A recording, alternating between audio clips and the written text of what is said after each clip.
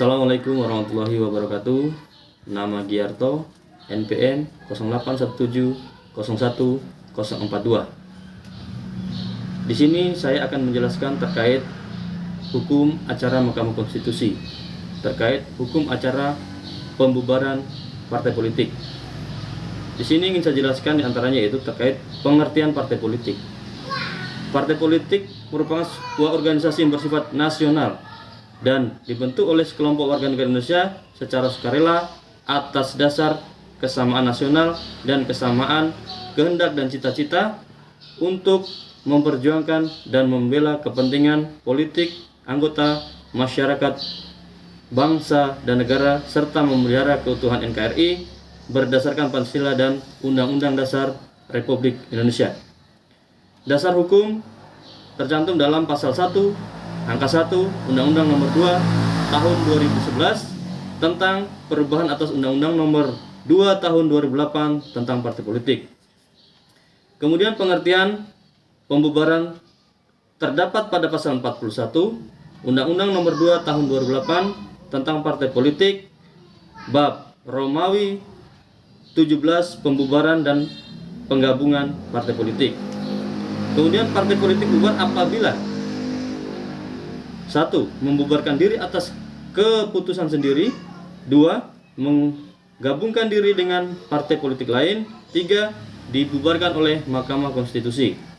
Kemudian pemohon pembubaran partai politik diatur dalam pasal 68 ayat 1 Undang-Undang Nomor 24 Tahun 2003 tentang Mahkamah Konstitusi. Pemohon dalam pembubaran partai politik adalah pemerintah pusat, yakni Jaksa Agung atau menteri yang ditugaskan oleh Presiden sesuai dengan pasal 3 ayat 1 PMK nomor 12 tahun 2008. Kemudian isi permohonan antara lain identitas lengkap pemohon, kuasa, surat kuasa, ideologi, asas, tujuan, program dan kegiatan parpol dianggap bertentangan Undang-Undang Dasar 1945, kemudian alat bukti pendukung. Termohon di sini antara lain yaitu partai politik nasional diwakili oleh pimpinan parpol yang dimohonkan untuk dibubarkan. Kemudian yang alasan pembubaran yaitu adanya pembekuan sementara maksimal 1 tahun, kemudian adanya pembubaran. Kemudian terkait dengan putusan, permohonan tidak dapat diterima karena permohonan atau pemohon tidak memenuhi syarat. Kemudian permohonan ditolak karena permohonan tidak beralasan atau tidak terbukti. Kemudian permohonan dikabulkan oleh permohon terus terbukti. Kemudian akibat putusan ini terkait pelanggaran hak hidup parpol dengan penggunaan simbol partai di seluruh Indonesia. Kemudian pemberhentian seluruh anggota DPR, DPRD dari parpol tersebut.